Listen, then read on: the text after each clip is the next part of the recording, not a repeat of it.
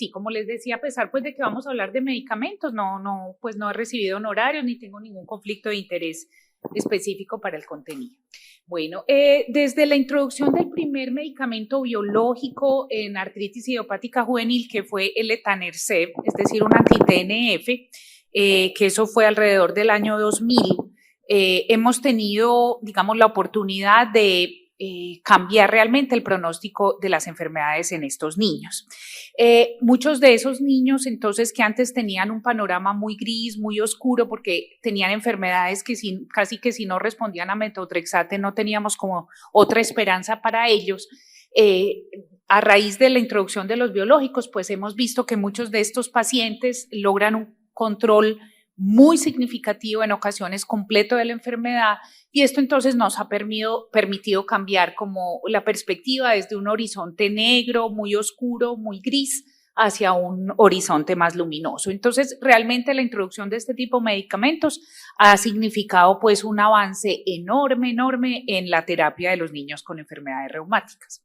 ¿Qué son los medicamentos biológicos? Los medicamentos biológicos son entonces medicamentos que, a diferencia de aquellos de síntesis química, son producidos o sintetizados a través de células vivas en cultivos. Entonces, esa es una diferencia grande respecto pues al resto de lo que llamamos medicamentos modificadores de enfermedad, que son sintéticos pues o los típicamente denominados pues de síntesis química.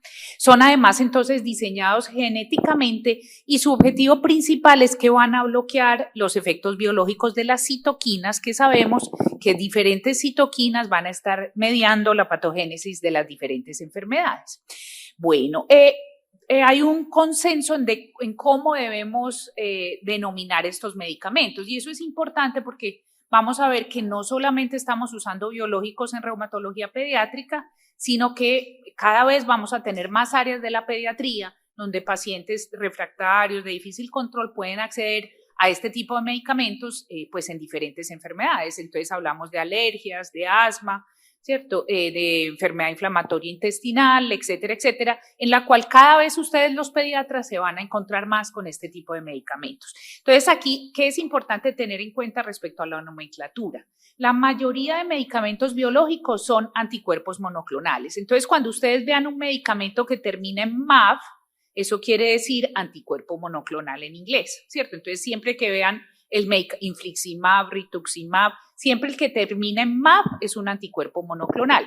Y si ustedes se fijan en la letra que precede ese MAB, también eso les puede hablar del origen del anticuerpo. Entonces, en esta gráfica pueden ver cómo inicialmente los anticuerpos monoclonales eran todos de origen de ratón, que es el esquemita de aquí de la izquierda, y posteriormente cada vez se han ido humanizando. Entonces, fíjense que el segundo es una quimera, es decir, es una porción del anticuerpo del receptor que es, o de la porción FAB o unidora de antígeno, que es del ratón, pero lo que está en azul oscuro es la fracción de origen humano. Entonces, este inicial es un anticuerpo quimérico, el otro es humanizado y el otro es completamente humano. ¿Y eso cómo lo distinguimos? Entonces, con la letra que precede la terminación MAB. Entonces, si es MUMAB, o sea, UMAB, sería entonces un anticuerpo humano, ¿sí? Si es SUMAB, sería un anticuerpo humanizado, como el tercero de la gráfica, y si termina en X, o sea, si tiene el antecedente XY, sería quimérico, como rituximab o infliximab. ¿Y esto por qué es importante? Ustedes dirán, pues, ¿para qué me enredo con eso? Ya sé que todos son MAB, son anticuerpos monoclonales. Es importante porque a más mezcla con ratón, o sea, más quimérico, a más sea de ratón, pues va a tener mayor probabilidad de reacciones adversas, porque obviamente es una proteína que es ajena. A más humano, pues va a ser, digamos, menor la posibilidad de reacciones. Entonces, como les digo, dependiendo, entonces ZU o XY, podemos orientarnos. Entonces, es importante para ustedes reconocer eso como pediatras y saber cuál va a tener más o menos posibilidad de reacción medicamentosa. Muy bien. Y los que terminan en ERT, porque sabemos que hay varios que terminan en ERT, como esos que están allá arriba, entonces es que no son anticuerpos monoclonales, sino que son receptores recombinantes o proteínas de fusión. ¿Qué quiere decir eso? Que son receptores que unen la citoquina, ¿sí? Entonces, esos terminan en CEPT, como de receptor en inglés, ¿cierto? CEP.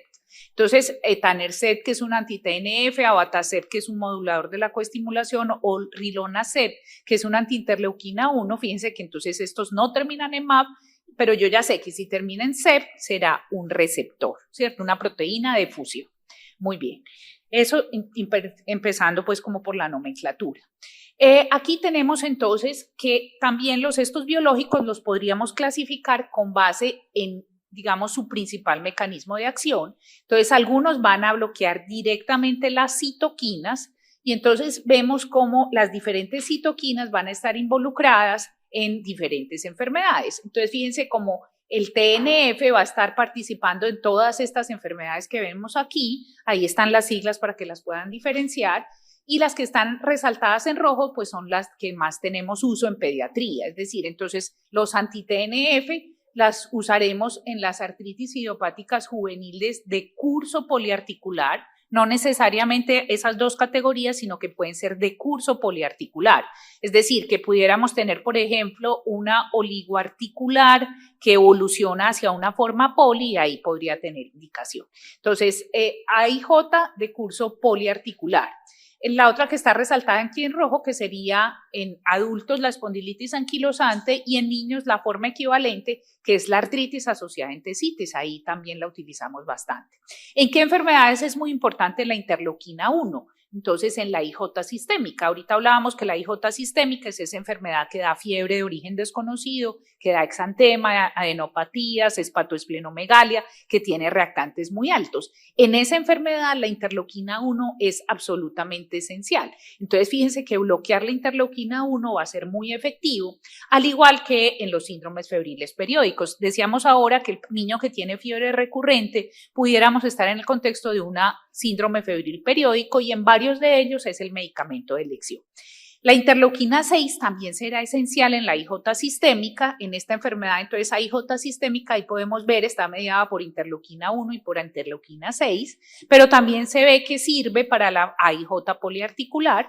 Y en estas otras enfermedades, entonces pueden ver entonces aquí la lista, ¿cierto? Artritis reumatoide en los adultos, obviamente, artritis psoriática, psoriasis, espondilitis anquilosante, enfermedad inflamatoria intestinal, en algunas vasculitis como en la arteritis de células gigantes, que es una enfermedad predominantemente de adultos, también en la tormenta de citoquinas. Por eso recuerden que ahora en el COVID teníamos el uso de tocilizumab, porque tocilizumab bloquea la interleuquina 6 y en pacientes con COVID severo, donde hay una tormenta de citoquinas, pudiera también tener indicación. Muy bien. Y estos otros son, digamos, de menor uso en pediatría, pero entonces son anticuerpos que están dirigidos contra diferentes subunidades de diferentes citoquinas. Entonces aquí el anticuerpo dirigido contra la unidad P40 de la interleuquina 17 actúa en estas enfermedades: artritis reumatoide, psoriasis, enfermedad inflamatoria intestinal, la interleuquina 17 también en psoriática y en artritis psoriática y psoriasis, y la unidad P19 de la interleuquina 17 en psoriasis. Muy bien. Pero también pudiéramos tener medicamentos. Entonces, aquí en las otras categorías decíamos que bloquean directamente la citoquina. Estas son moléculas de superficie. Y aquí está, por ejemplo, el rituximab. El rituximab, recuerden que es un anticuerpo, recuerden que MAB, es un anticuerpo monoclonal que actúa bloqueando el CD20, que el CD20 es un receptor del linfocito B. Entonces, ¿en qué nos sirve? Pues nos sirve en artritis reumatoide, en AIJ poliarticular, en las vasculitis asociadas a ANCA, muy importante, como la poliangeitis microscópica, como la granulomatosis con poliangeitis, en la púrpura trombocitopénica inmune, que es un uso, digamos, relativamente frecuente en pediatría. De nuevo, lo que está resaltado en rojo es lo que más usamos en pediatría, pero miren que también podemos usar rituximab en otras enfermedades no reumatológicas, como el pélvigo vulgar o como la esclerosis múltiple. Las integrinas, digamos, se bloquean sobre todo, y esto es muy útil en enfermedad inflamatoria intestinal y también en esclerosis múltiple. Y el CD80, que es una molécula que participa en la coestimulación del linfocito T, sería muy importante bloquear su acción en AIJ sistémica, en artritis reumatoide, en artritis idiopática juvenil poliarticular y en artritis psoriática. Yo sé que esto es un poco confuso, pero el mensaje grande pues es que tenemos utilidad de diferentes clases de biológicos en diferentes enfermedades, no solo reumatológicas, sino como ven también en otras enfermedades que tienen un componente pues de autoinmunidad. Entonces, allí pueden ver todas las cantidades de citoquinas que vamos a bloquear y fíjense cómo entonces en psoriasis es para la enfermedad que más tenemos biológicos, ¿cierto? Todos estos biológicos que allí en los colores ustedes pueden ver qué citoquinas son las que estamos bloqueando. Digamos que los primeros que salieron son estos que están en naranjado, que son los anti-TNF, pero ya cada vez ha habido más desarrollo de moléculas más específicas para psoriasis y para artritis psoriática, como son el secukinumab, el guselkumab, etcétera. Para artritis reumatoide y AIJ poli, lo mismo, los primeros fueron anti-TNF, el anakinres anti-interleuquina 1, el tocilizumab y el sarilumab son anti-interleuquina 6, el rituximab que ya vimos que bloquea el linfocito B y el abatacept que bloquea la coestimulación del linfocito. Y así sucesivamente, entonces miren que para las enfermedades que más hay son psoriasis, artritis reumatoide y en muchos de estos casos también hay artritis idiopática juvenil de curso poliarticular, artritis psoriática y enfermedad inflamatoria intestinal. Muy bien. Y digamos que estos son también algunas de las indicaciones que claramente son más de uso pediátrico. Entonces, la forma en niños, cómo se manifiesta la espondiloartritis, que es la artritis asociada a entesitis, es decir, niños, ¿por qué tiene esa diferencia en el nombre en comparación con espondilitis anquilosante? Esto es un mensaje bien importante. Las espondiloartritis en los niños, a diferencia de los adultos, no arrancan por afección axial.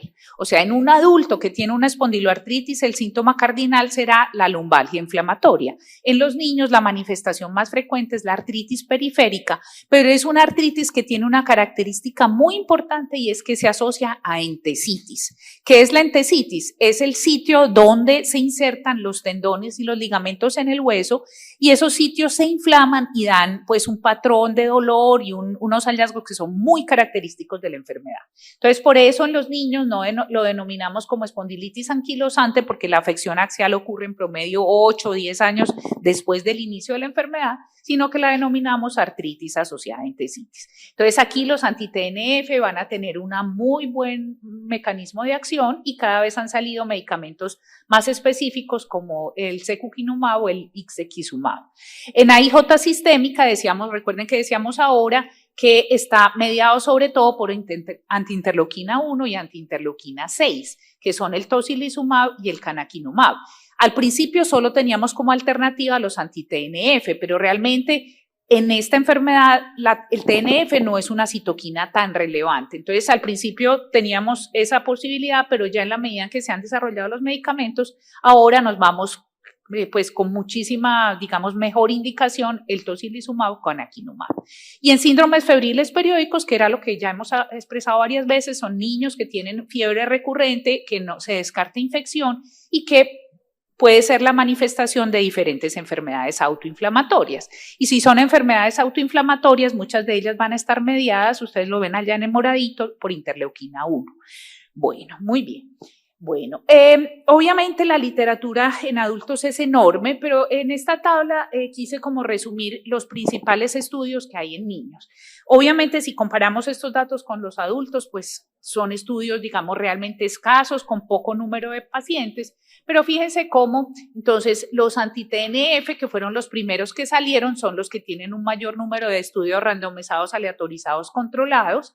Y ahí pues podríamos resaltar entonces el etanercept, que es el que más tiene estudios, seguido del infliximab. Y ustedes pueden ver ahí todas las indicaciones en pediatría. Entonces, artritis idiopática juvenil, artritis asociada a entesitis, algunos casos de AIJ oligo o AIJ sistémica, psoriasis, artritis psoriática, uveitis asociada a AIJ, muy importante. Y veíamos como ahora la doctora nos hablaba que algunos niños con Kawasaki podemos utilizar también infliximab en casos refractarios.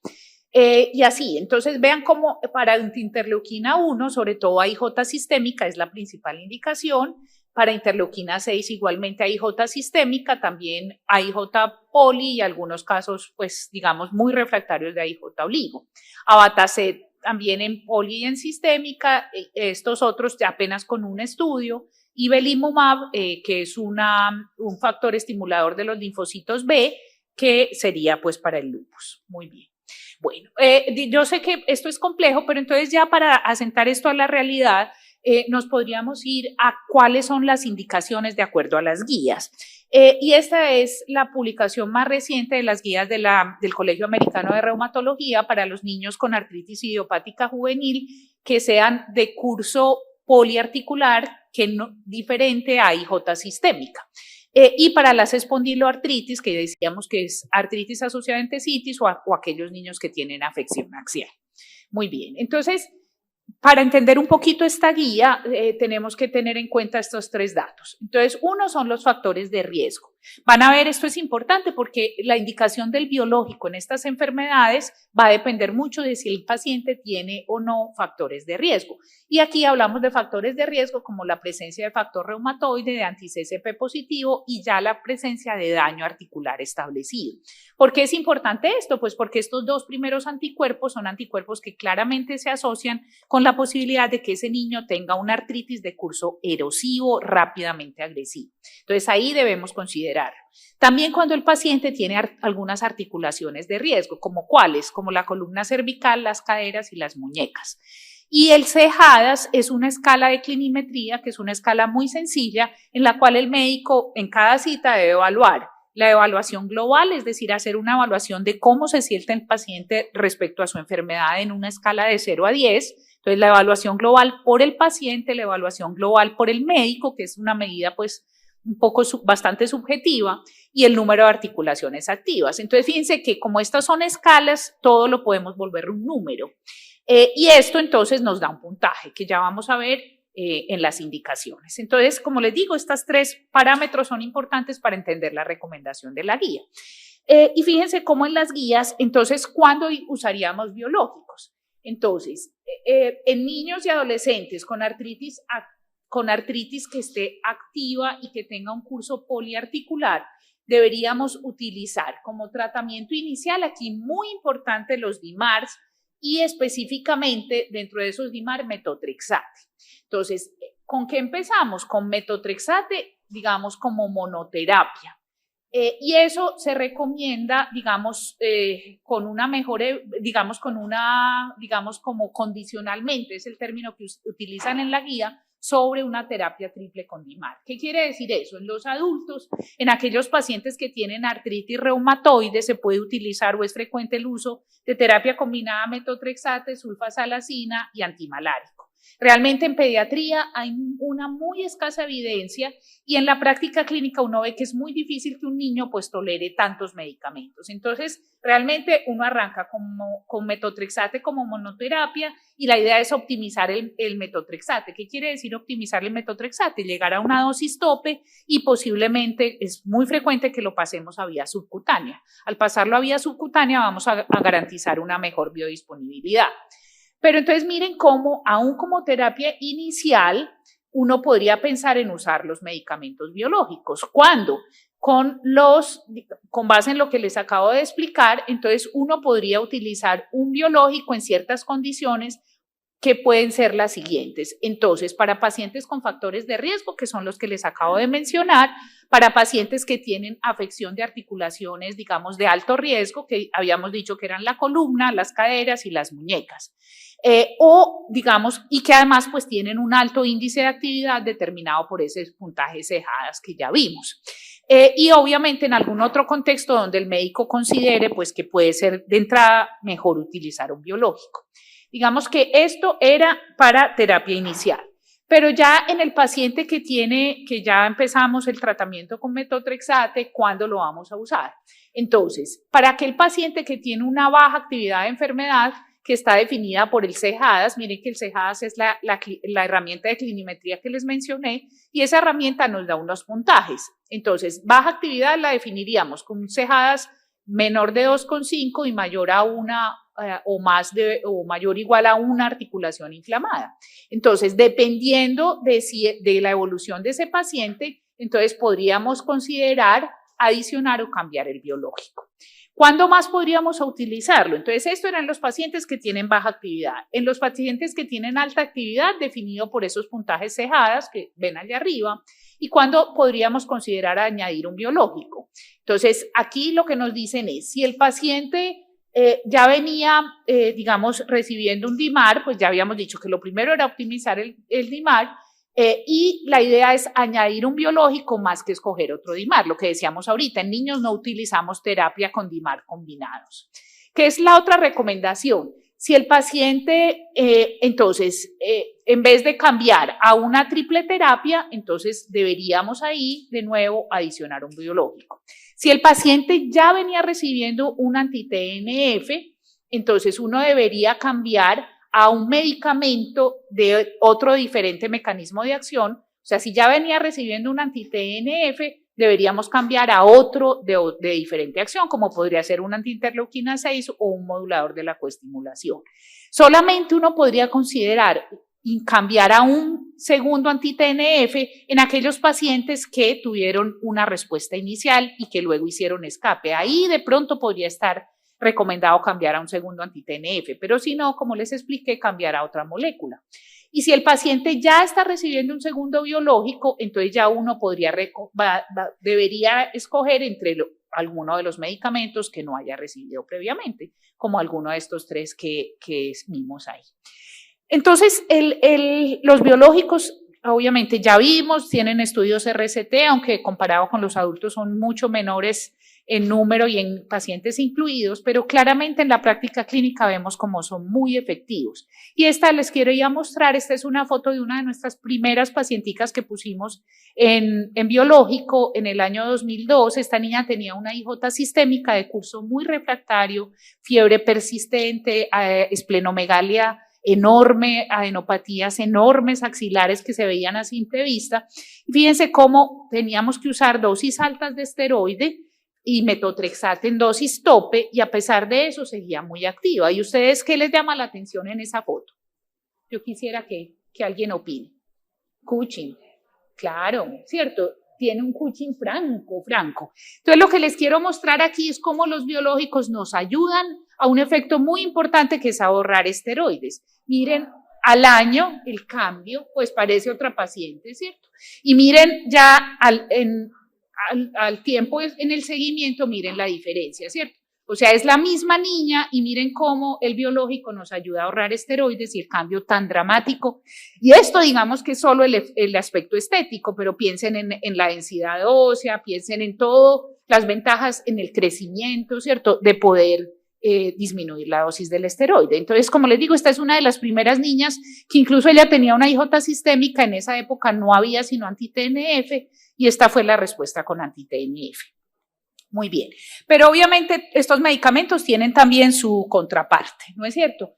Los efectos adversos, podríamos hablar de un montón de efectos adversos, pero digamos que lo que más nos interesa a nosotros como pediatras son las infecciones. Vuelvo y digo, podríamos pensar en muchos otros efectos, pero pues en aras del tiempo me centré en las infecciones, en el riesgo de infecciones. Esta es una revisión, pues un metaanálisis y una revisión de Cochrane. Y fíjense cómo aquí se incluyeron un montón de estudios. Entonces se incluyeron 160 estudios aleatorizados controlados que incluían un total de 48.767 niños y 46 estudios de extensión para un total de 11.954 pacientes. Es una muestra muy grande. En general, si ustedes ven aquí en este forest plot, ven en el triangulito de abajo el efecto general respecto a las infecciones. Infecciones graves, 1R, un odds ratio de 1.37 con unos intervalos de confianza que ustedes ven que no pasan la unidad, y lo ven situado allá a la derecha del forest plot, lo que quiere decir que en general los biológicos pues tienen un riesgo importante de infecciones graves, ¿cierto? Sin embargo, no todos los biológicos son iguales. Fíjense cómo certolizumab y anakinra posiblemente son los que tienen mayor riesgo. Si ustedes los miran en el esquemita, fíjense cómo anakinra y certolizumab están allá bien a la derecha, ¿cierto? O sea que ahí no están cruzando la unidad, o sea que pudieran ser algunos de los biológicos con los cuales deberíamos tener más cuidado. Entonces, para ustedes como pediatras, tener presente, pues en general todos, pero digamos que estos dos son bien relevantes. Pero esto es importante también, ¿cuáles tipos de infección? Este es otro estudio, entonces, que nos habla de las consecuencias inmunológicas de los biológicos, y aquí hablamos de casos de infección determinados por pues, número de infecciones por 100 pacientes por año de exposición. Y fíjense cómo este es un estudio interesante porque comparó niños con AIJ, 8.479 niños con AIJ, con niños con otra enfermedad que no tenía absolutamente nada que ver con autoinmunidad, trastorno de déficit de atención con hiperactividad, que fueron 360.000 niños. Entonces compararon esos dos grupos de pacientes para mirar la frecuencia de infecciones graves, como les digo, con un control, pues que es un control muy bueno porque son niños con un TDAH, pues que en principio no tendrían por qué infectarse.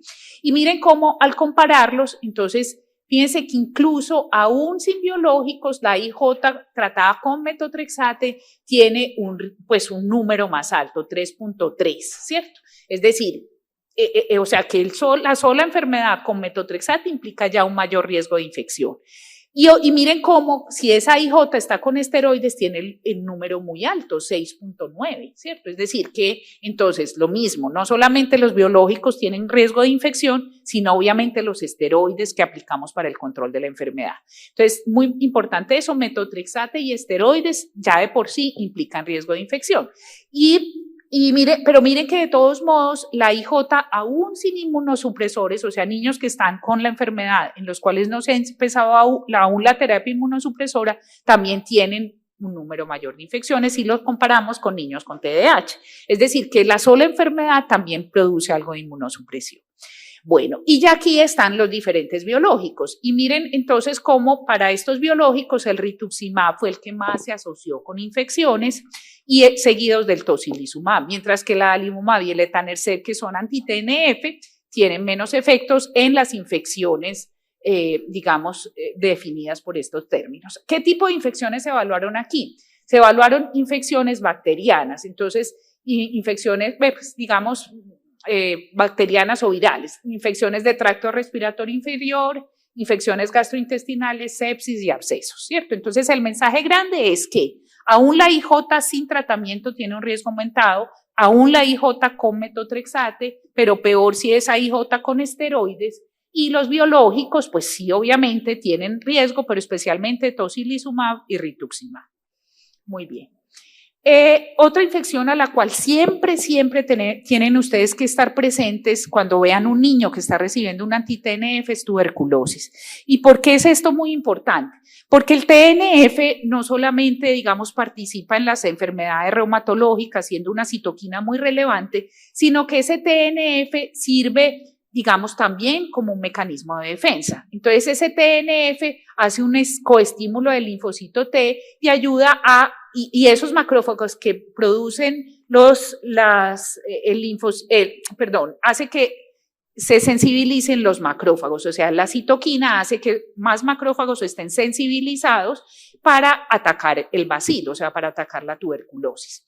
Entonces, ¿qué otro dato es muy importante? Recordar que el TNF es parte fundamental en la estructura y en la estabilidad del granuloma. ¿Qué quiere decir eso? Que para que cuando un paciente tiene una infección en la cual los granulomas son característicos, como pudiera ser no solamente tuberculosis, sino algunas micosis, entonces la formación de esos granulomas, los bacilos están allá adentro, en el interior protegidos por esos granulomas, y si parte de esa estabilidad es muy importante estas tres citoquinas, el TNF, el interferón y las quemoquinas participan en la formación de esos granulomas.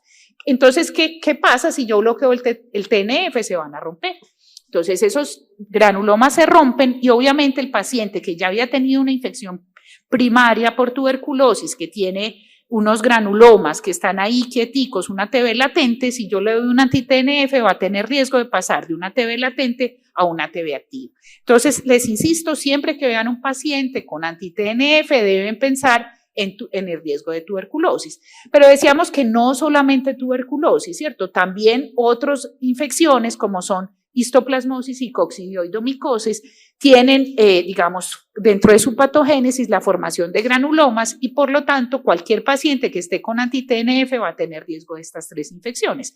Obviamente por prevalencia, pues lo que más veremos será tuberculosis. Yo la verdad no conozco cómo será la epidemiología de tuberculosis aquí en República, pero al menos en Colombia nosotros somos un país de moderada incidencia. Entonces siempre pensar en estos 3 tipos de infecciones. Y que es importante también que la proximidad, es decir, la relación temporal. En general, la mayoría de tuberculosis en el paciente que recibe anti-TNF tiende a presentarse más frecuentemente en los primeros 6 meses, o sea, tiende a ser temprano la aparición de la tuberculosis. Bueno, aquí hay mucha literatura de adultos especialmente, aquí simplemente les menciono algunos de los datos que tenemos en niños, y realmente fíjense que es llamativo porque en los países desarrollados se ve poca tuberculosis en los niños. Fíjense cómo el primero es un registro alemán, ¿cierto?, que incluyó 504 pacientes seguidos durante más de un año. El segundo es el registro holandés, 146 pacientes seguidos por 4 años. Y el tercero es un registro estadounidense, 69 pacientes seguidos hasta 8 años. Y en estos 3 registros solo hubo 2 niños con tuberculosis. Fíjense que realmente es poco. Pero entonces, ¿qué pensamos? ¿Será que realmente los niños tienen un riesgo menor que los adultos? Pudiera ser, ¿cierto? Pero ahí creo que hay un sesgo importante, ¿cierto? Y es que estos registros son de países desarrollados. Entonces, es probable que allá donde hay poca tuberculosis, pues obviamente va a haber menos riesgo de que esa tuberculosis se reactive.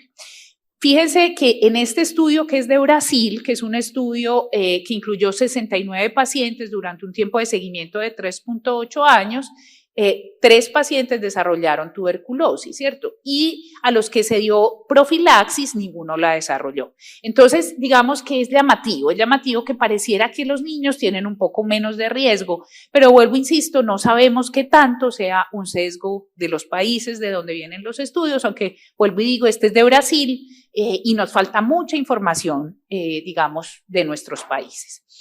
Este es un artículo en el que compara muchos de los datos de adultos y pues por aras del tiempo no lo voy a detallar más, simplemente para recordar esto.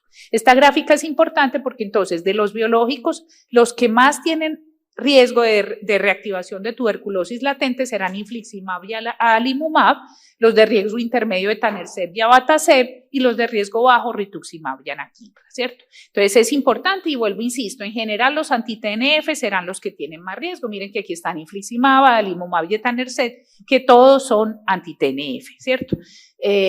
Todos los otros, digamos que son diferentes anti-TNF, tendrán menos riesgo de tuberculosis. Muy bien. Bueno, entonces, ¿qué pudieran hacer ustedes como pediatras para tratar de disminuir los riesgos en estos pacientes que están expuestos? Aquí pues les planteo varias cosas. Entonces, antes de empezar el biológico, ustedes como pediatras, ¿qué deberían hacer? Verificar el esquema de vacunación.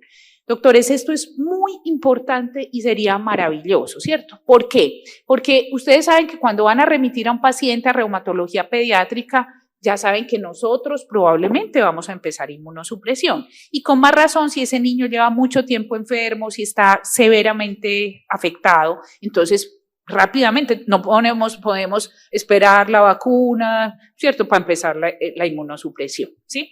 Más en nuestros países, que porque tenemos mucha dificultad de acceso, entonces cuando no llegan, pues uno no puede esperar. Pero ustedes sí, o sea, ustedes están en el escenario óptimo. En la medida en que estén pensando que el niño tiene una enfermedad reumatológica, rápidamente ver cómo está su esquema de vacunación y optimizarlo con lo que ese niño requiera, especialmente las vacunas vivas, porque son las con las que después vamos a tener más dificultades, ¿cierto? Entonces ese es un papel absolutamente esencial para el pediatra.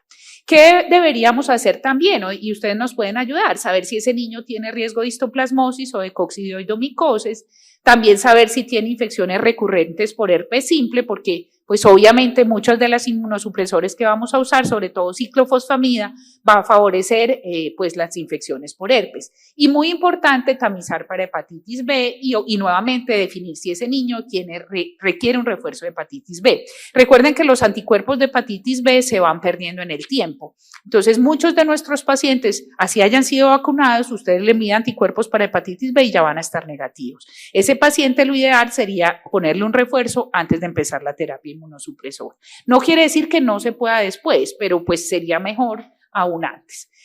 ¿Cómo deberíamos evaluar el riesgo de tuberculosis? Obviamente con una historia y un examen físico apropiado, saber si ese niño en algún momento tuvo tuberculosis, saber si ha estado expuesto recientemente a tuberculosis, hacer prueba de tuberculina y, dependiendo de la indicación, hacer IGRA, que son estudios de liberación de interferón. No sé aquí si están disponibles o no, pero cuando están disponibles, pues pueden ser una herramienta útil. Obviamente, dependiendo de todo esto, definir si ese paciente requiere una radiografía de tórax y si definitivamente se llega con estos métodos al diagnóstico de una tuberculosis latente, debería ser profilaxis con isoniazida antes de empezar el biológico.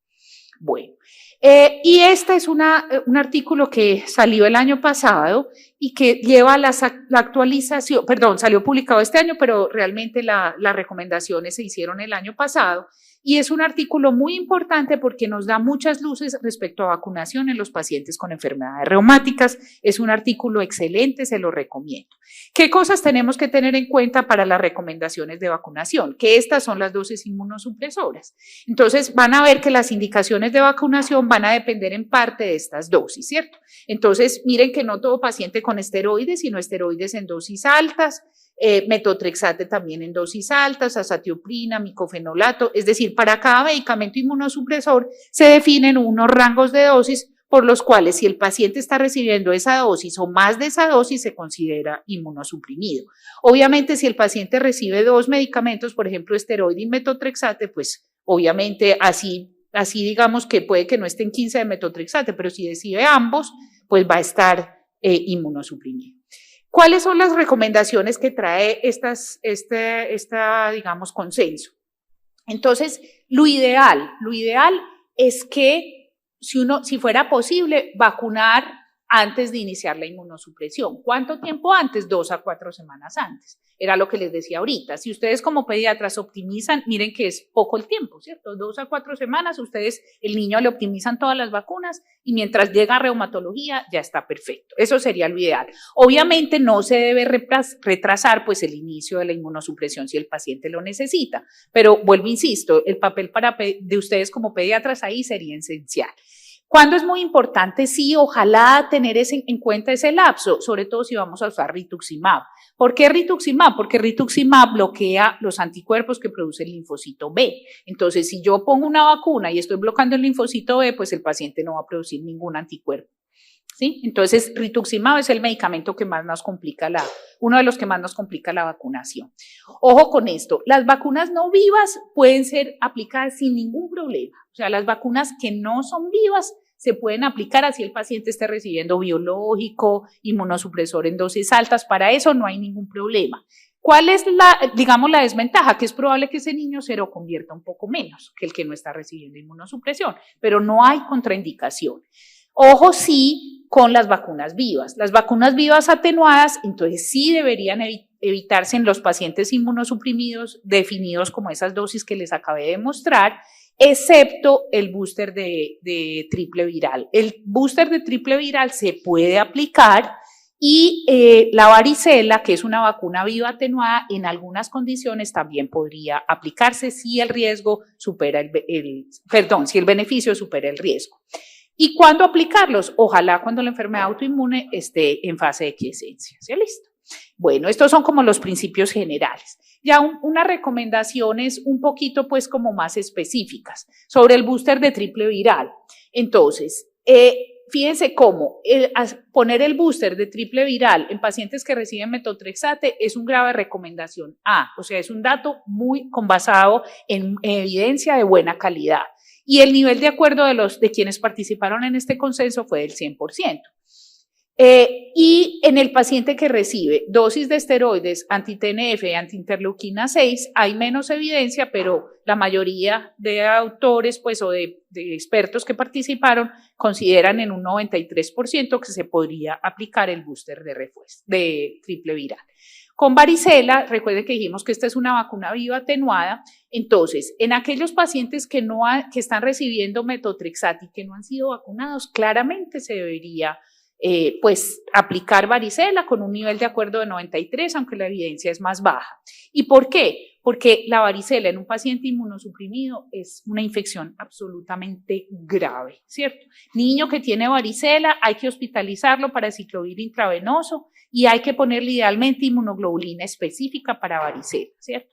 Yo recuerdo un caso de un niño que tuve con una IJ sistémica que estaba recibiendo dosis muy altas de esteroide porque tenía una enfermedad muy refractaria y se infectó por varicela y ese niño estuvo en cuidado intensivo 2 meses. Hizo todo lo que ustedes quieran, neumonía alba, hepatitis severa, coagulopatía severa, ¿cierto? O sea, no sé cómo está vivo ese niño, de verdad, que es una infección que puede ser muy, muy grave. Entonces, miren la recomendación de poner aún con una vacuna viva atenuada.